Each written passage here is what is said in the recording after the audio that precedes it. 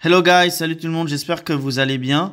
Donc aujourd'hui on se retrouve pour une nouvelle vidéo. Donc il s'agit des mots de vocabulaire concernant les couleurs. Donc à travers cette vidéo nous allons voir comment prononcer les couleurs en anglais. Et ça va vous permettre d'enrichir vos mots de vocabulaire tout simplement. Surtout pour les enfants, cette vidéo va servir notamment pour les enfants. Et pour ceux qui travaillent aussi dans le domaine de l'art, vous allez voir qu'il y aura aussi quelques mots techniques concernant les couleurs, donc en anglais. Donc voilà, c'est parti, allons à la vidéo.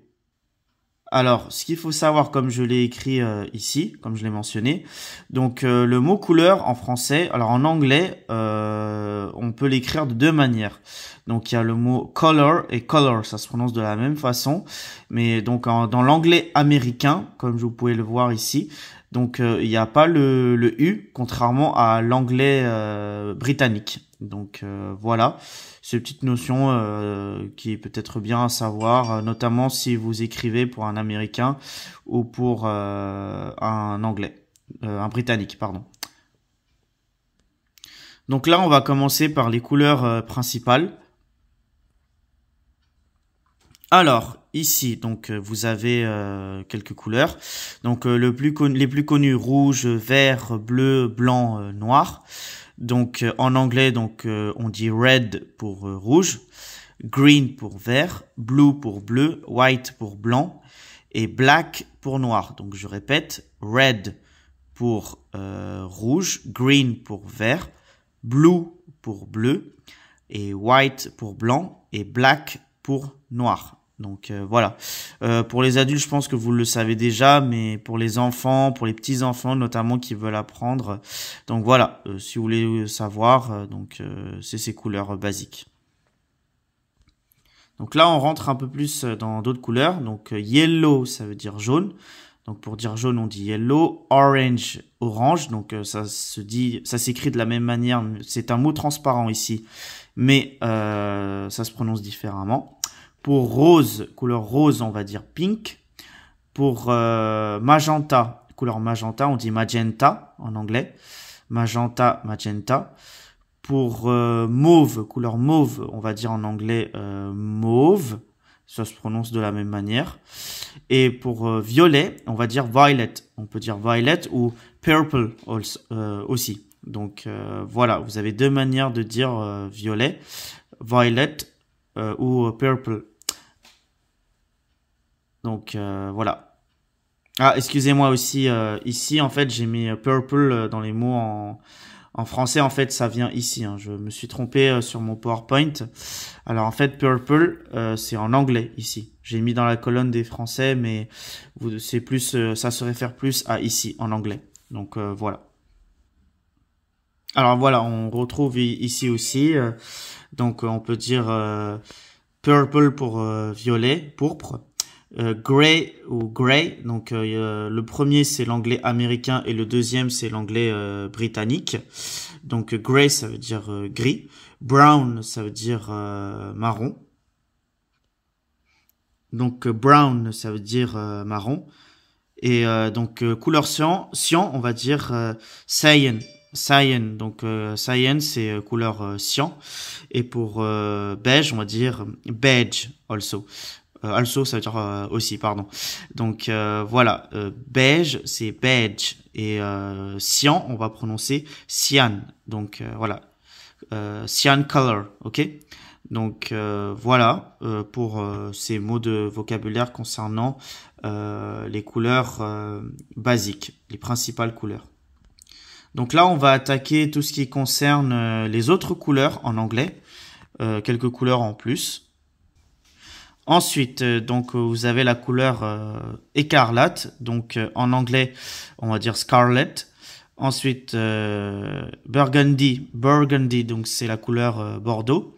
Terracotta, donc c'est la couleur terracotta, couleur terre cuite. Ensuite donc fuchsia, donc ça se prononce de la même manière, c'est la couleur fuchsia. Ensuite, saumon. Alors, saumon, on dit salmon, le poisson, mais c'est aussi la couleur saumon. Donc, on dit salmon. Et la couleur indigo, donc on dit indigo, on dit indigo en anglais. Donc je répète, scarlet, écarlate, burgundy, bordeaux, terracotta, terracotta, terre cuite, fuchsia, fuchsia, salmon, saumon, indigo, indigo, couleur indigo. Donc voilà. Ensuite, on continue sur d'autres couleurs. Donc vous avez navy blue qui veut dire bleu marine. Ensuite, vous avez royal blue, donc c'est bleu royal. Mint, donc mint c'est la menthe, donc la plante, mais c'est aussi la couleur menthe, donc menthe à l'eau. Ensuite, vous avez la couleur turquoise, donc en anglais on va dire turquoise, sorry. Donc turquoise c'est la couleur turquoise. Sky blue, donc c'est bleu ciel. Et ivory, donc en français ivoire, c'est la couleur ivoire. Donc je répète, navy blue, bleu marine. Royal blue, bleu royal. Mint, menthe, couleur menthe. Turquoise, turquoise. Sky blue, bleu ciel. Ivory, ivoire. Donc voilà à peu près pour ces couleurs en anglais. Ensuite, d'autres couleurs. Donc, vous avez cream, donc c'est couleur crème. Couleur moutarde, mustard. Tan, donc c'est couleur sable. Vous pouvez aussi dire sandal. Donc, sandal, ça s'écrit... Alors, pardon, excusez-moi, c'est pas sandal, c'est sand. Sand, j'ai confondu avec un autre mot. Donc, on dit sand aussi pour sable. Donc, S-A-N-D. Donc, sand, ça veut dire sable. Donc, vous pouvez dire tan color ou sand color. Donc, voilà, pour sable. Gold, donc la majorité le savent, ça veut dire or. Vous avez aussi la couleur orc, donc ça veut dire ocre. Donc, voilà. Et ensuite, vous avez lime qui signifie couleur citron vert. Donc, voilà. Donc, je répète les mots. Donc, vous avez cream pour crème, mustard pour moutarde, tan pour sable, gold pour or, ocre pour ocre et lime pour citron vert. Ensuite, donc vous avez teal pour bleu canard. Donc c'est une couleur. Ne me demandez pas ce que c'est bleu canard, comment le définir. C'est juste que j'ai trouvé ça dans mes recherches. Vous avez la couleur aussi olive, donc c'est la couleur olive. Silver, ça veut dire argent, donc couleur argent. Ensuite vous avez charcoal, donc c'est la couleur charbon. Donc voilà à peu près les différentes couleurs. Donc je répète. Teal pour bleu canard, olive pour olive, silver pour argent et charcoal pour charbon. Coal, ça veut dire charbon aussi. Donc voilà. Donc là, on va aborder quelques termes techniques à connaître en anglais. Donc ça peut être sympa pour ceux qui sont dans le domaine artistique, ceux qui font de la photographie, ceux qui font de la peinture, du cinéma, etc. Donc voilà, je vais vous apprendre quelques expressions en anglais qui vont vous aider à converser avec d'autres professionnels dans le milieu artistique, notamment dans l'imagerie. Donc quelques mots à connaître, donc c'est purement technique. Vous avez light and dark. Donc light ça veut dire clair, dark ça veut dire sombre. Par exemple dark night par exemple, c'est une expression qu'on emploie souvent qui veut dire une nuit sombre.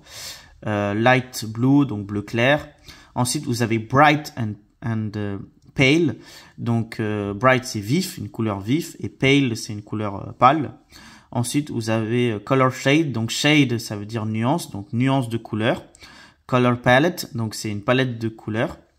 Donc on revoit aussi par exemple, j'ai pris un exemple avec la couleur, les couleurs gris. Donc vous avez shades of grey, donc vous avez les nuances de couleurs en gris. Ensuite vous avez comme autre expression pastel color, donc couleur pastel. Ensuite vous avez muted color, donc c'est les couleurs douces, donc les couleurs un peu froides, on peut dire ça. Ensuite, vous avez hearty color, donc c'est couleur ocre, donc c'est couleur un peu terreux, couleur terre, on va dire. Hearty color. Ensuite, vous avez neon color, donc c'est la couleur néon, fluo. Ensuite, rainbow, donc beaucoup le savent, ça veut dire arc-en-ciel. Infrared, donc c'est les couleurs infrarouges, ceux qui travaillent dans les spectres, dans l'imagerie, etc. Ça peut grave vous servir.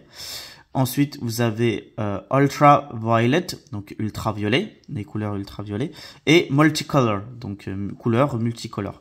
Donc je répète les différentes prononciations de ces mots. Light, clair, dark, sombre, bright, vif, pale, pâle, color shade, shade, nuance, color, couleur, color palette, palette de couleurs, shades of gray, nuance de gris, pastel color, sorry, couleur pastel, muted color, couleur douce, sourde, hearty color, couleur ocre, neon color, couleur néon, fluo, rainbow, arc-en-ciel, infrared, infrarouge, ultraviolet, ultraviolet, et multicolor, multicolore. Donc voilà. Eh bien écoutez, j'espère que vous avez aimé cette vidéo donc sur les couleurs, notamment les enfants. Donc j'espère que vous allez bien apprendre les couleurs en anglais. Ça peut grave vous servir.